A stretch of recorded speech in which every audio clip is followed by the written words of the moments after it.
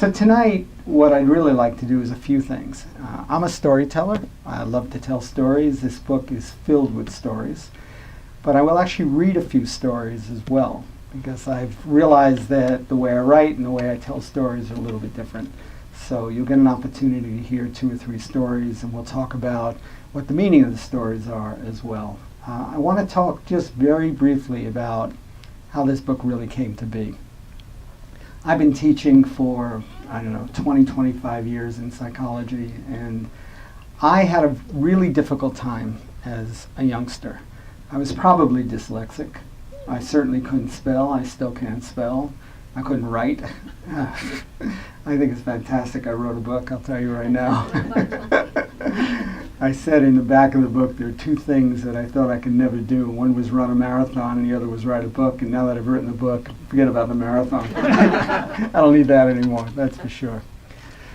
But I'm telling you this because the impact that it had on me is that sometime in my late teens, actually when I was about 19, the age of my son, I had a realization. And the realization was that I wasn't, in fact, the stupid student that I had come to think that I was throughout my educational experience. And that my performance in school and my experience in school was predominantly a result of people not explaining things the way I needed it explained. Teachers were not particularly clear, they were not particularly invested, and I made a decision then and there that I'm bright enough to understand anything that's explained to me. And it really changed the way I was a student. And I actually challenged every teacher and said, wait a second, I don't understand what that is, so you tell me what that means. And I went from a C student to an A student. And the reality is, I tell you this for one reason. It really informed the way I was to become a teacher. And what I believe is a picture's worth 1,000 words. And when you're writing books that perhaps don't have literal pictures in it, stories are pictures. And nobody's going to remember anything I say tonight except the stories that I tell. So we'll get into that as well.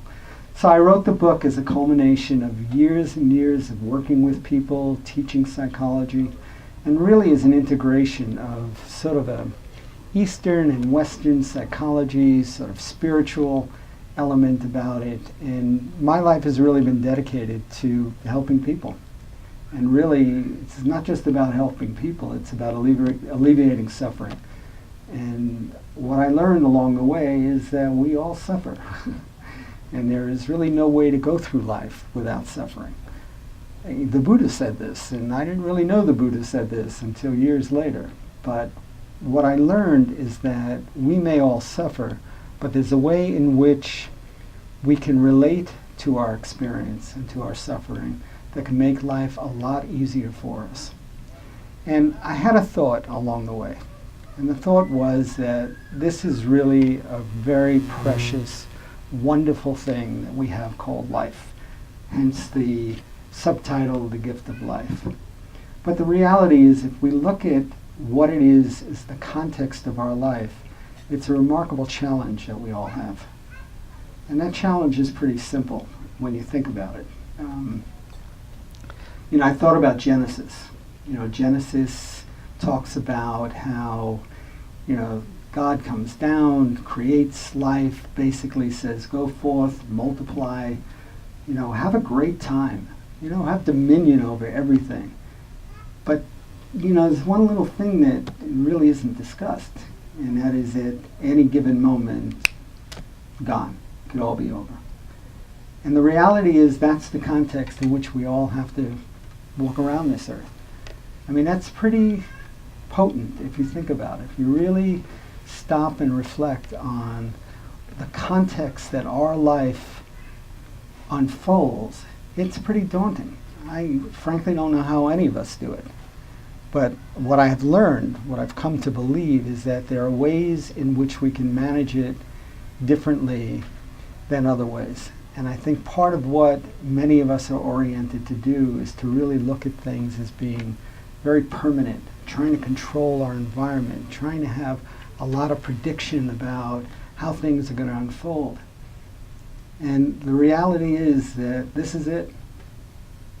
Right now, today, this minute, this is the only moment we have. And anything else is an illusion.